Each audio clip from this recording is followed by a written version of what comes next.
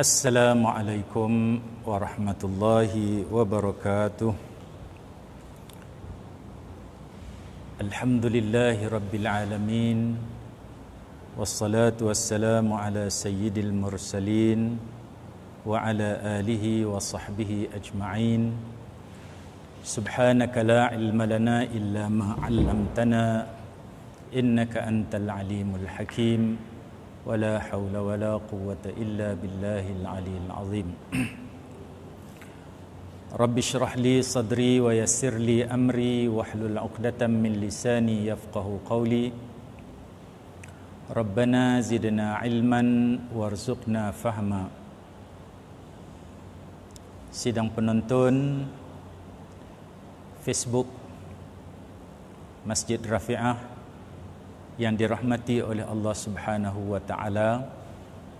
Pertama-tama marilah kita bersyukur kepada Allah Subhanahu wa taala di saat ini walaupun secara online kita dikumpulkan oleh Allah Subhanahu wa taala di dalam satu majlis ilmu di zaman PKP, suatu yang kita tidak pernah sangka dan jangka sebelum ini. Suasana seperti ini, suasana kita tidak boleh berjumpa di antara satu sama lain. Kita tidak boleh datang ke masjid yang kita rindui. Kita tidak boleh beramai-ramai ke tempat keramaian. Kita tidak boleh bergerak bebas ke sana ke sini seperti sebelum ini. Tetapi alhamdulillah kita masih lagi dapat bersama-sama di alam maya. Barangkali ini dapat memberi suatu bayang-bayang kepada kita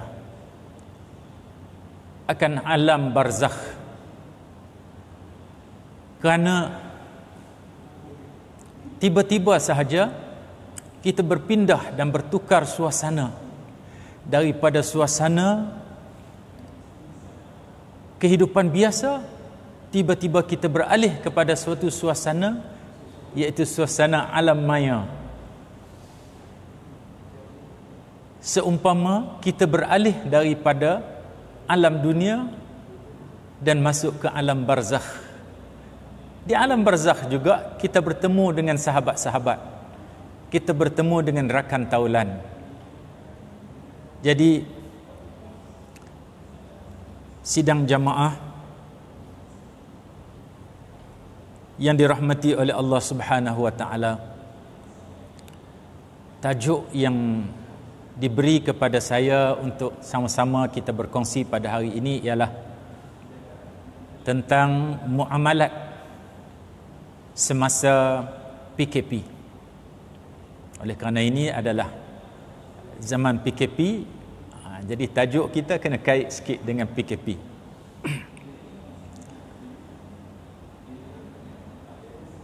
Mungkin saya boleh mulakan kuliah kita dengan suatu ayat di dalam surah Al-An'am ayat 42 dan 43 sebagai muqaddimah. A'udzu billahi minasyaitonir rajim.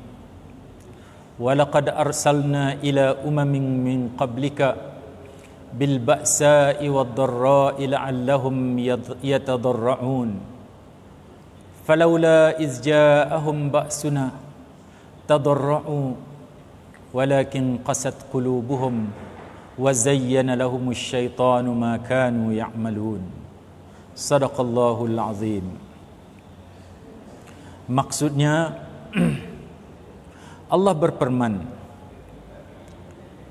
sesungguhnya kami telah menurunkan bencana dan penyakit kepada kaum-kaum yang sebelum daripada kamu, wahai Muhammad,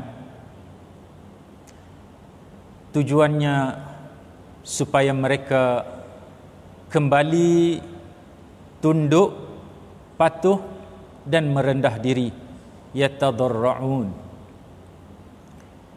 Maka kalaulah mereka itu merendah diri, falaula izja'ahum ba'suna, kalaulah mereka itu merendah diri, mereka itu tadarru'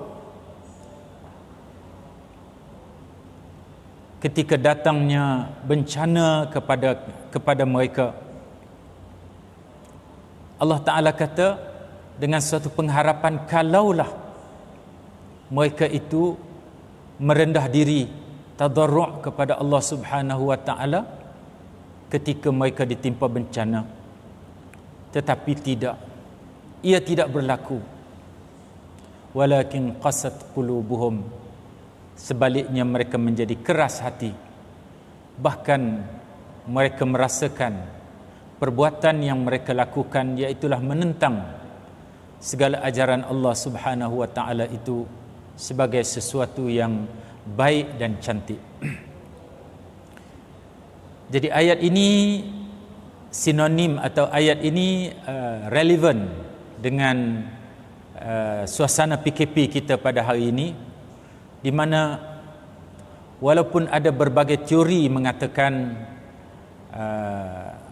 wabak COVID-19 ini ada yang kata berpunca daripada China, ada yang kata berpunca daripada Amerika, daripada Yahudi dan sebagainya. Tetapi ia hanyalah asbab, yang sebenarnya ia adalah daripada Allah Subhanahu wa Ta'ala, di mana Allah Subhanahu wa Ta'ala menjadikan pihak-pihak tertentu di dunia ini sebagai sebab untuk datangnya virus COVID-19 ini. Jadi hakikatnya kembali kepada Allah Subhanahu wa Ta'ala. Maka kerana itu kita mencari hikmahnya daripada Al-Quran, daripada wahyu Allah Subhanahu wa Ta'ala. Maka Allah menyatakan segala ujian, segala bencana, segala penyakit yang berbentuk wabak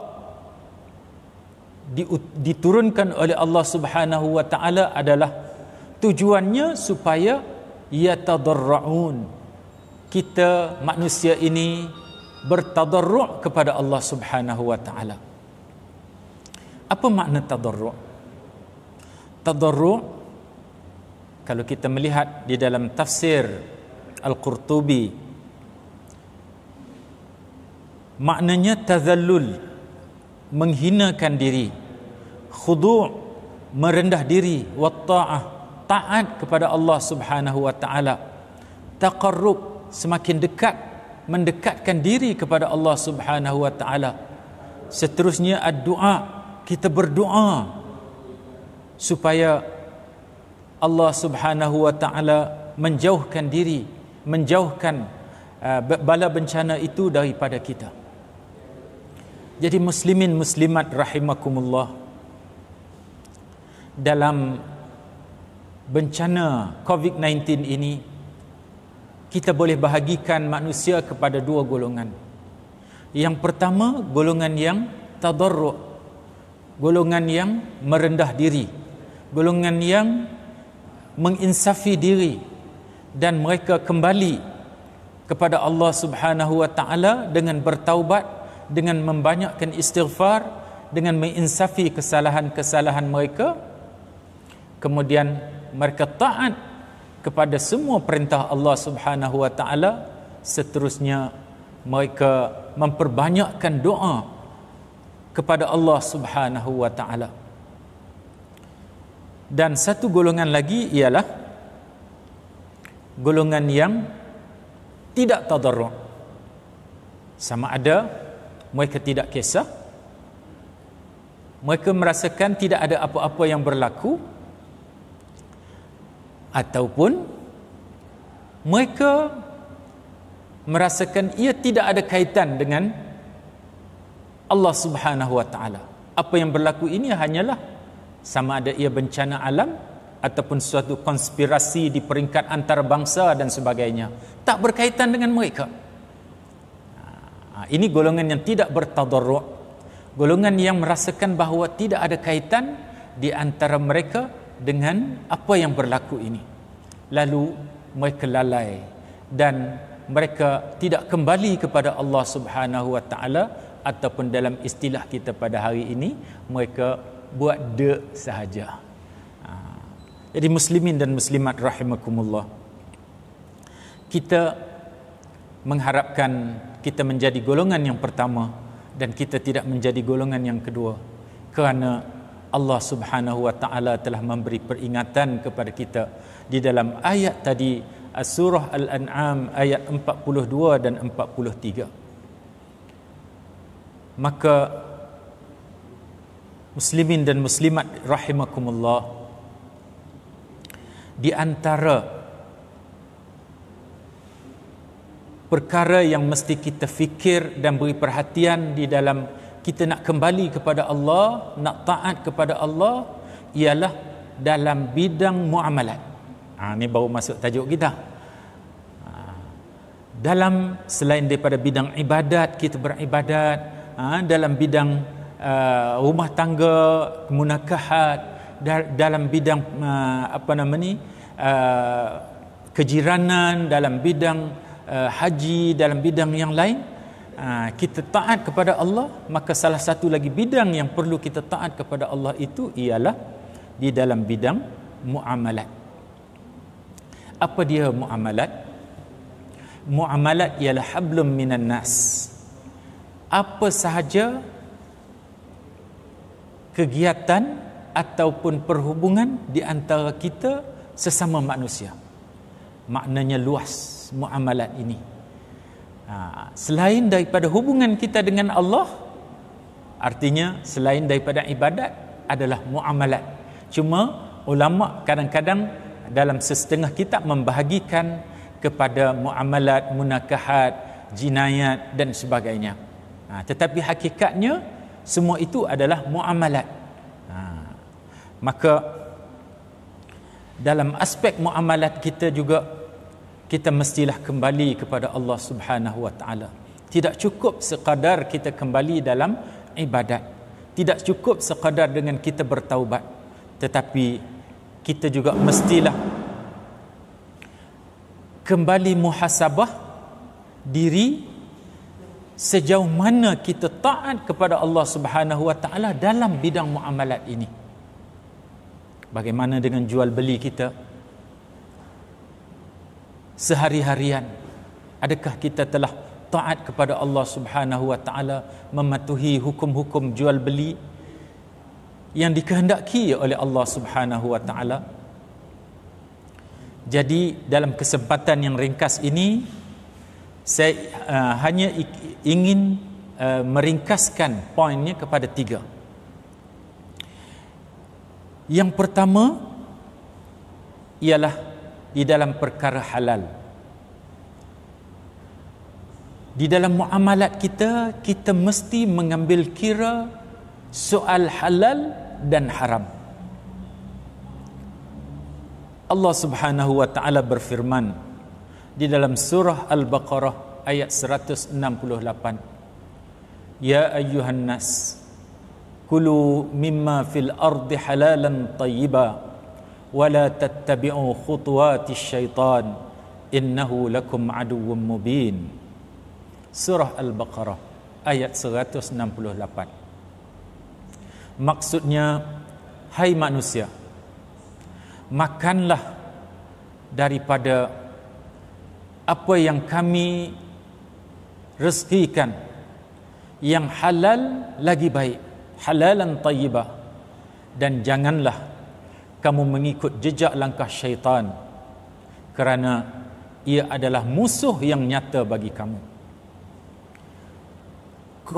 COVID-19 ini memberi suatu pengajaran yang penting, pengajaran yang cukup besar dan signifikan kepada kita, bahawa mesti makan benda halal.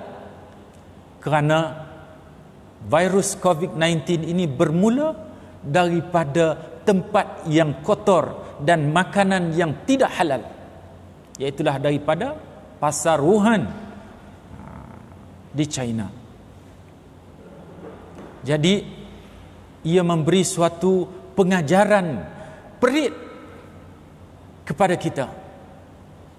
Kita tidak boleh lagi menafikan kepentingan makanan halal, ataupun tidak boleh lagi ada orang berkata, tak kisahlah saya makan benda yang tidak halal pun tak jadi apa, saya masih sihat.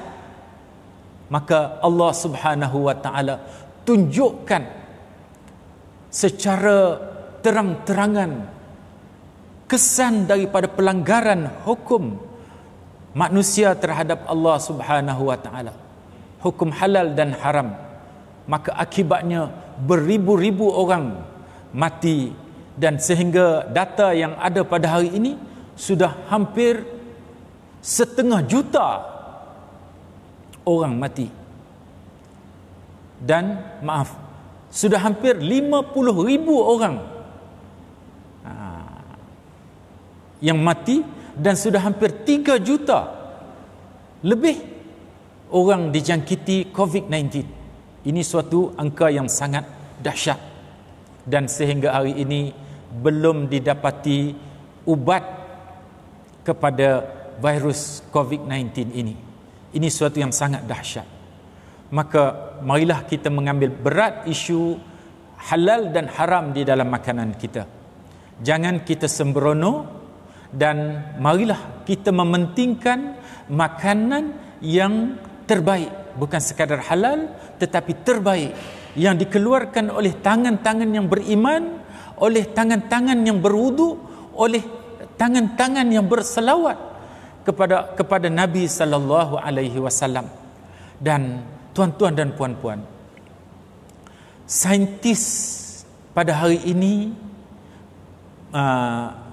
menemui suatu penemuan, suatu finding, bahawa orang yang makan makanan yang halal, walaupun mereka itu kena virus COVID-19, mereka dapat lawan, kerana mereka mempunyai tahap immunity badan yang tinggi berbanding orang yang makannya tak kisah.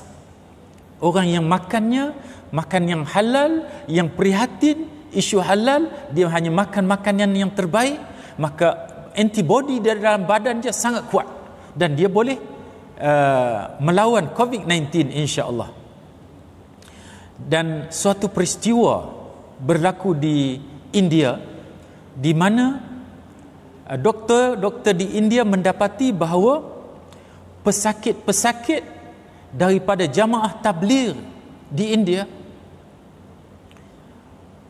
mereka mempunyai antibody yang sangat tinggi, sehingga akhirnya doktor daripada hospital itu meminta supaya mereka mendermakan plasma darah mereka untuk dijadikan antibody kepada pesakit-pesakit COVID yang lain.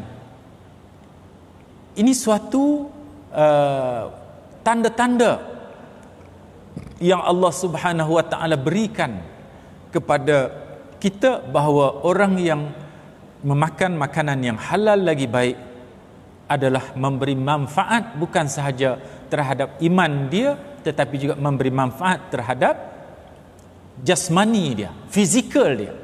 Walaupun nampak orang tu lemah, orang tu nampak lekeh, nampak tak exercise, body tak besar, tetapi antibodinya kuat insya-Allah. Yang kedua, poin yang kedua ialah di dalam urus niaga muamalat ini, kita mestilah menepati timbangan dan sukatan. Hari ini ramai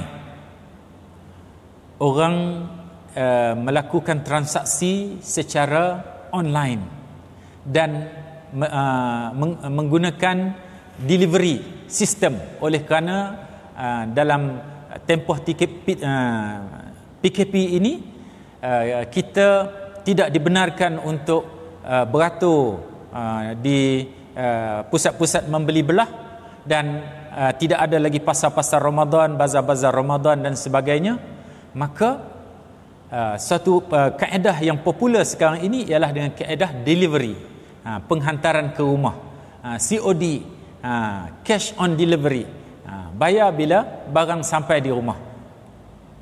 Jadi di mana nak timbang? Tak ada orang, tak ada penimbang dibawa oleh orang yang delivery boy itu tak bawa penimbang, dia hanya bawa bungkusan, kan? Tidak ada sukatan, tak bawa tai, tak bawa inci, tak bawa alat-alat untuk mengukur. Jadi kita serah semuanya kepada kepercayaan, trust sahaja. Maka suatu yang perlu diberi perhatian oleh peniaga-peniaga delivery ini ialah dari segi sukatan dan timbangannya janganlah kurang, kerana inilah sebenarnya punca kepada Allah Subhanahu wa taala menurunkan bencana kepada umat-umat yang terdahulu, sebagaimana yang telah dinyatakan oleh Allah di dalam ayat yang kita bacakan tadi. Di dalam surah Hud ayat 85, Allah Subhanahu wa taala mengulangi lagi peringatan, wa auful mikyala wal mizana wa la tabkhasun nasa asya'ahum. Tepatilah timbangan dan sukatan manusia, dan jangan kurangilah hak-hak mereka. Ini peringatan kepada para peniaga di zaman PKP ini, supaya menepati timbangan dan sukatan. Kalau kita berada dalam bencana ini, maka jangan ditambah lagi kemurkaan Allah Subhanahu wa taala yang boleh menyebabkan bencana lebih parah kepada kita. Dan yang terakhirnya ialah poin yang ketiga dan terakhirnya ialah jauhilah riba. Muslimin dan muslimat, tuan-tuan dan puan-puan rahimakumullah, di dalam Al-Quran Allah menyatakan wa ahallallahu al-bai'a wa harrama riba. Surah Al-Baqarah ayat 275. Maksudnya Allah telah menghalalkan jual beli dan mengharamkan riba. Maka dalam konteks PKP ini, kita banyak pembelian online, di mana saya ingin memberi contoh salah satu perniagaan online yang favorite sekarang ialah pembelian emas online. Membeli emas, sama ada emas perhiasan, gelang, rantai, anting-anting, subang dan sebagainya, ataupun emas dalam bentuk dinar, ataupun dalam bentuk ketul. Jadi emas yang dibeli secara online ini sebenarnya ada hubung kait dengan hukum riba, kerana syarat membeli emas, perak, beras, gandum, tamar, barley dan garam, 6 perkara ini dia ada syarat yang ketat, kerana barang-barang ini barang-barang yang dikenali sebagai barangan ribawi. Maka kerana itu, di antara syaratnya ialah dia mesti al-qabad, terima pada masa tersebut, berlaku qabad pada masa yang sama, dan tidak boleh berbeza timbangan. Maknanya harga dengan bayaran mestilah sama. Isunya dalam pembelian emas ialah bila berlaku penukaran emas lama dengan emas baru. Saya di-invite dalam satu grup WhatsApp beli emas online. Jadi saya member dalam tu. Jadi saya tahu ada transaksi yang berlaku di mana orang menukarkan emas lama mereka dengan emas baru, dan semua itu dilakukan secara online. Dan ini sebenarnya adalah tidak tepat dengan kaedah muamalat Islam. Kerana kalau nak melakukan transaksi emas dengan emas, pertukaran emas baru dan emas lama, mesti kena sama timbangan. Emas lama pun 5 gram, emas baru pun 5 gram. Dan ini agak mustahil kan? Agak mustahil kerana emas lama dengan emas baru, mungkin ini emas lama 5 gram, emas baru 5 gram setengah ataupun 6 gram. Tidak mungkin rantai itu sama beratnya, dan agak sukar untuk mendapat emas yang sama. Dan kalau dapat emas yang sama pun tidak mungkin penjual akan menjualnya dengan nilai yang sama. Sedangkan transaksi emas mesti dengan nilai yang sama, tidak boleh dengan nilai yang berbeza. Jika berbeza, itulah riba. Jadi ada dua halangan di sini yang perlu diberi perhatian oleh kita bila kita nak berniaga emas ataupun kita nak membeli emas secara online. Maka emas secara online, saya nasihatkan adalah dilakukan secara COD, cash on delivery. Jangan buat online. Online hanya sekadar order, sekadar memberikan offer, tawaran. Tetapi transaksi itu hendaklah secara online, secara COD ataupun cash on delivery. Ini kaedahnya kalau kita nak menggunakan, kalau kita nak berjual beli emas ketika PKP ini. Jadi selain daripada emas, maka barang-barang yang lain juga, jika ia melibatkan 6 barang yang telah saya sebutkan tadi, maka ia hendaklah dilakukan secara COD, jangan secara online, secara pay online, bayar secara online. Jika ia melibatkan 6 perkara tersebut, jika dalam perkara-perkara yang lain, maka tidak menjadi masalah. Namun begitu, orang-orang yang melakukan transaksi secara online mestilah menjaga rukun-rukun dan syarat-syarat jual beli yang lain, supaya transaksi kita itu mendapat keberkatan daripada Allah Subhanahu wa taala. Saya ingat sekadar itulah sahaja perkongsian kita pada hari ini. Ada soalan tak? Tak ada. Tak ada. Baik. Okey. Jika ada soalan, kita boleh komen. Boleh komen. Dan saya akan jawab dalam sesi sekali lagi, insya-Allah.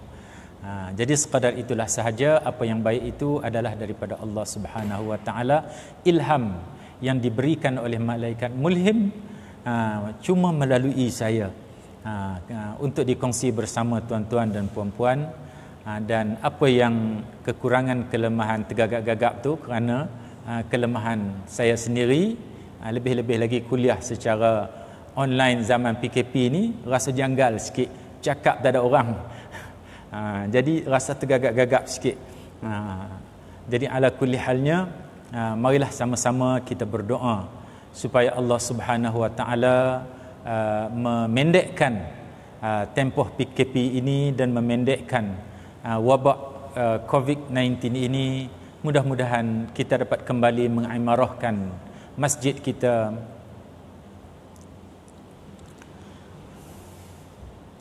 Jadi kita akhirilah dengan doa, insya-Allah. Bismillahirrahmanirrahim. Alhamdulillahirabbil alamin. Wassalatu wassalamu ala sayyidina Muhammadin wa ala alihi wa sahbihi ajma'in. Allahumma inna nas'aluka ridhaka wal jannah wa na'udzubika min sakhtika wan nar.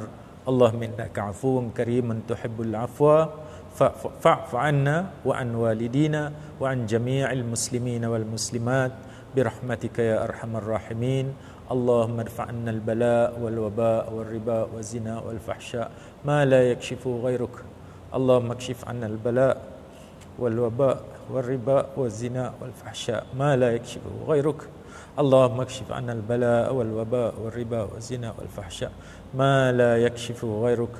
Wa sallallahu wa sallam wa baraka ala sayyidina Muhammadin wa ala alihi wa sahbihi wa sallam. Walhamdulillahi rabbil alamin. أقول قولي هذا وأستغفر الله لي ولكم. السلام عليكم ورحمة الله.